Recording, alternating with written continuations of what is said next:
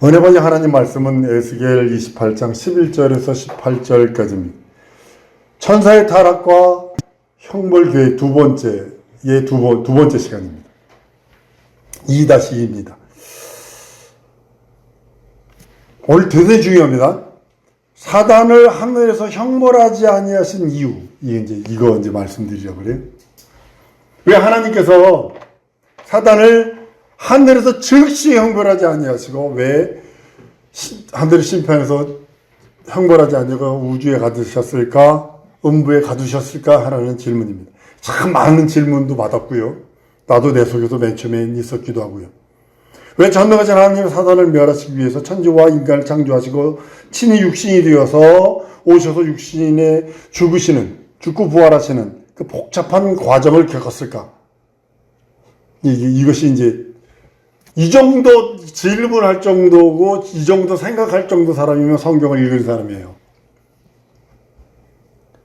그러니까 이 과정들이요, 인간에게는 지루하고 복잡해 보이는 과정입니다. 그러나 하나님 편에서는 여러분 영원이라는 세월 속에 따져보세요. 영원이라는 세월 속에 뭐 몇천 년은 보이지도 않는 거거든요.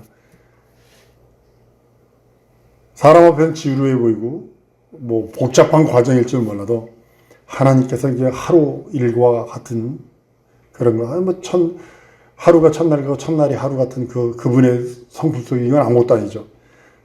이제 보면요, 남자와 여자를 창조하시고 아담에게 생명을 부어 생기가 되게 하시고 노아 가족을 구원하시고 네피림으로 그 홍수로서 이제 멸하시고, 이게 저는 리셋이라고 표현을 하거든요. 우주 리셋, 지구 리셋이라고 표현하거든요. 아브라함을 또 그 뒤에 아브라함부터 시작하는 또 아브라함을 믿음의 조상으로 딱 삼으시고 언약을 맺으시고 모세를 통하여 율법을 주시고 예수께서 죽은 지 사흘 만에 살아나시고 다시 재림하는 이 모든 것이 인간 편에서는 더딘 것 같고 인간 편에서는 아주 뭐 복잡한 것 같아도 하나님 편에서 순간입니다. 오늘 이 말씀을 드리려고 이제 이렇게 하는 겁니다. 하나님은 하늘에서도 얼마든지 사단을 멸할 수 있습니다. 하늘에서요. 하늘을 지으시고, 여기 하늘이에요. 하늘을 지으셨는데 여기서 다 멸할 수 있는데 하늘에서는 멸할 수 없는 이유가 뭘 보셔야 되냐면 창세기 1장 1절을 보셔야 합니다. 창세기 1장 1절 2절을 보시면 여기서 무슨 계획이냐면 하나님 아버지가 아들을 이 하늘을 지으시고 후사로 세우세요. 후사. 아들을 후사로 세우신다고요. 아버지가. 그런데 아들은 동등됨을 거부를 해요. 그러니까 죽음을 맛보신대요. 죽음을 맛보시니까 여기서는 하늘에서는 못 죽어요. 왜냐하면 하늘은 거룩한 거. 하늘은 생명만 넘치는 것. 하늘은 영광만 넘치는 것이에요. 반대로 이 영혼은 거룩의 반대, 거짓. 생명의 반대, 죽음. 영광의 반대 뭐예요? 어둠. 이것만 있다고요. 그러니까 예수께서 죽음을 맛보시려고 하늘을 지으셨을 때 이게 제 견해입니다. 성경이 있다 이런 건 아니고 제 견해입니다. 이 우주까지 한꺼번에 지었다라고 저는 믿고 있어요. 왜냐하면 여기서 죽을 수 없어요. 하늘에서 죽음이 없기 때문에. 하늘은 죽음 없어요. 그래서 하늘로 누가 가는 거예요? 한번 따라왔습니다. 하늘은 거룩한 자만 가고 생명 있는 자만 가고 영광 있는 자만 간다. 영광의 빛이거든요, 이게 빛. 그러니까 거룩은 예수, 곧 하나님에게만 있고 생명도 하나님의 생명으로 가는 거지. 사람의 생명은 아담의 생명은 죽어버렸어요. 그러니까 하늘을 지으셨는데 하늘을 지으시고 아들은 여기서 난 동등됨을 취할 걸 여기지 아니하겠습니다. 죽음을 맛보고 아버지께서 살려주시는 부활로 이 죽음을 맛보고 부활로 가겠습니다. 이게 하니까 거기 하늘을 지으신 거기에 천사들을 줘요. 천사를 줘서 만왕의 왕이신 아들이 그 나라를 상속할 때까지 저거 하게 합니다. 쉽게 말해 여기 보존하고 지키게 합니다. 여호와의 이름을 두어서. 근데 그 중에 한 천사가 여기서 바알란을 일으켜요. 그러니까 여기다가 가두는 거예요. 여기다. 그리고 여기를 우주벽, 운물로 싹 가리는 겁니다. 싹 이렇게. 그러니까 이 견해를 가지시고 성경을 이제 들여다보시는 겁니다. 하나님은 공의로운 하나님이세요. 여러분, 하나님의 공의를 무시하면 안 됩니다. 하나님의 공의가 얼마나 무섭냐면, 공의가 아들에게 인류의 죄가 뒤집어 씌워지니까 아들을 십자가에 다는 것이 하나님의 공의입니다. 무시하면 안 됩니다. 절대로 무시하면 안 돼요. 그래서 한번 따라하죠. 죄는 들고 있는 것이 아니라 회개하는 것이다. 명심하셔야 합니다. 죄는 들고 가는 거 아니에요. 회개하는 거지. 혈기가 나서 내 기질이 진짜 쥐알 같아서 후다닥 같아서 그랬을지라도 그럼에도 불구하고 보혈 의지해서 회개하는 거예요. 하나님은 공의로우신 분이기 때문에 반역과 천사를 공정하게 심판하세요. 천사가 반역한 것은요, 무엇이냐면, 하나님이 천사를 지을 때, 배타성과 수용성을 주었어요. 만약에 배타성이 없으면 돌덩이가 같다고 지난 시간에 말씀드렸어요. 이거를 주어서, 하나님이 배타성과 수용성은 하나님께서 천사에게, 인류에게 양보하신 거예요. 어느 정도로. 이걸 갖다가 의지라고 표현하는 겁니다. 다른 말로 시작하면 이걸 의지라고 표현하는 겁니다. 근데 이 배타성과 수용성이 있는데, 여기서 천사가 반란을 하잖아요. 누구 거 쓴 거예요? 하나님이 주신 거 쓴 거예요. 하나님이 주신 거 쓴 거예요. 여기서 잘 들으셔야 돼요. 자기 의지로 하나님을 대적을 선택한 거예요. 쉽게 말하면 자기 의지로. 자기 권리 사용한 거예요. 그러니까 불의가 드러나는 거죠. 이미 그 불의가 드러났다고 해서 이 하늘에서 맞바로 심판할 수 없어요. 왜냐하면 맞바로 심판하면 무슨 문제가 생기냐면 책임이 누구에게 돌아가요? 아담이 그랬다고요. 뭐라 그랬냐면 당신이 주신 여자를 통해서 내가 선악과 먹었습니다. 이렇게 얘기했다고요. 그럼 마귀가 여호와 심판하면, 아니 당신이 배타성 줬잖아. 책임이 하나님께 돌아가요. 그러니까 하나님은 거기서 뭐라 그랬냐면 배타성 자기 권리 쓴 거에 대해서 심판하지 아니하시고 가둬요. 그 권리를 사용한 건데 불의가 드러났는지 그걸 임의로 사용했는지 그걸 보시는 거예요.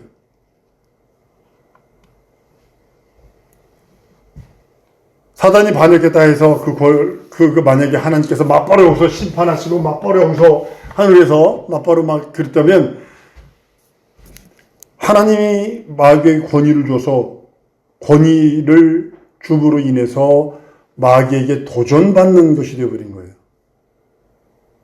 그래서 성경은요, 하나님은 악이 시험도 받지 아니하시고 아무도 시험도 안 넣는다 그랬어요. 명심하셔야 합니다. 야고보 1장 13절에 보면요, 사람이 시험을 받을 때에 내가 하나님께 시험을 받는다 하지 말지니 하나님은 악에게 시험을 받지도 아니하시고 친히 아무도 시험하지 아니하신다 그랬어요. 만약에 여기서 하늘에서 맞바로 마귀가 자기 권리 가지고 싸웠는데 그러면 입 짚고 싸우는 꼴뿐이 안 되는 거예요. 대통령 욕했다고 나와 이 새끼 나하고 입 짚고 싸우는 거하고 동일한 거예요. 피조물이 하나님께 도전했을 때 하나님은 그 도전을 받아주지도 않고 인정하지도 아니하시고 다만 불법자로 처리하신다는 거예요. 시간이 걸리더라도 그 불법을 정죄하여 형벌에 넘기시는 거예요. 구약에서 하나님이 이스라엘을 위해서 이런 말씀을 해요. 이스라엘을 위해 싸운다는 말이 종종 나옵니다. 특별히 출애굽기 14장 14절에 보면 여호와께서 너희를 위해 싸우시리니 너희는 가만히 있을지어다 이제 이렇게 말씀을 해요. 이것은 하나님으로 현현한 하나님의 천사가, 하나님의 사자가 하나님의 백성을 도와서 마귀의 자식들을 물리쳐준다는 뜻입니다. 구약에서 이제 주로 이제 그렇게 싸운다는 그 표현으로 하나님으로 표현하는, 싸우시는 하나님으로 표현하고 있는데요. 신약에서는 뭐냐면 심판하시고 형벌하시는 하나님으로 말씀하고 있죠. 조금 다른 겁니다. 하나님은 사단을 음부에 가두세요. 여기서 반란을 일으키니까 3분의 1 정도 되는 천사를 여기다 가둡니다. 이 음부에다 가둬버려요. 그 안에다 이제 만물을 창조하는 거예요. 이 안에다. 지구를 창조하는 거예요. 이 안에다. 그래서 이제 죽음을 맛보시려고 이제 오시는 예수가 이제 참 사람인 예수가 되는 겁니다. 사단의 불법을 단정짓기 위해서 심판할 장소를 만들어 놓으시고 아들에게 그 모든 일을 맡기십니다. 인자됨을 위해 심판하는 권세를 주셨다고 성경은 말씀을 합니다. 아들은 사단의 범죄가 단순히 배타적인 의지를 사용한 것인지 아니면 고의적으로 하나님을 대적한 것이 요걸 심판하시는 거예요. 배타적인 요거를 썼다라고 해서 심판하는 것이 아니라 고의적으로 하나님을 대적했는지 안 했는지를 보이는 거예요. 그래서 여러분들 죄 중에, 성도들의 죄 중에 가장 큰 죄로 보시는 게 뭐냐면 고범죄. 고의로. 고범죄라고 그래요. 고의를 범하는 죄. 그 목적을 위해서 음부의 인자가 인자의 모양, 사람으로 오셔서 아담을 창조하시고, 그러자 아담의 모양대로 아담을 창조하시는 겁니다. 마귀는 하나님께 순종하던 아담을 미혹합니다. 죄 짓게 만듭니다. 어떻게 하냐면, 너 그거 먹지 말래디. 아니야, 먹으면 하나님 돼. 메인이 이거거든요. 먹으면 하나님 돼. 너도 하나님 돼. 마귀의 유혹 중에 미혹 중에 가장 큰 것이 뭐냐면 네 맘대로 해. 이게 뭐냐면 네가 하나님이거든. 네 맘대로 해. 이 소리가 뭐냐면 네가 하나님이거든. 이 소리거든요. 죄 짓게 함으로써 마귀가 하늘에서 지은 죄의 양상과 본성, 가지고 있던 본성을 드러나게 하는 거예요. 아담을 타락시키잖아요. 아담을 타락시켰다는 그 뜻은 뭐냐면 하늘에서도 동일하게 10계명 중에 1계명에서 4째 계명까지의 그 모습대로 그대로 타락했다는 것이 드러나게 되는 거예요. 아담 타락하는 그 모습, 그것만을 가지고 사실은 심판이 끝난 거예요. 죄성이, 본심이 드러납니다. 하나님의 형상을 닮은 인간이 마귀와 대결해서 패배하고 그중이 되어버립니다. 마침내 예수께서 인간 속에 태어나자 마귀는 예수를 시험하는데요. 백방으로 모든 일을 방해합니다. 결국은 십자가 달아 죽이기까지 합니다. 여러분들, 진짜 중요한 건 바로 이거예요. 보세요. 하나님 아버지의 뜻은 아들을 후사로 삼으신 거예요. 후사로 삼으시는 거예요? 후사예요? 그러니까 예수께서 오신 목적 중에 하나가 죽음을 맛보는 거예요. 죽음을 맛보시고 마귀 멸하시고 3번 하나님의 나라 상속이시고 4번 선물로 구원을 베푸신 이거거든요. 그러니까 여기에 아버지의 계획은 뭐가 있냐면 하늘나라를 상속하는 것이 아버지의 뜻이라면 아들은 이 두 번째요. 나는 죽음을 맛보겠습니다. 아버지와 동등을 취하지 않겠습니다. 하니까 그러기 위해서 죽음을 맛보려면 인류가 필요해요. 인류가 필요한 거예요.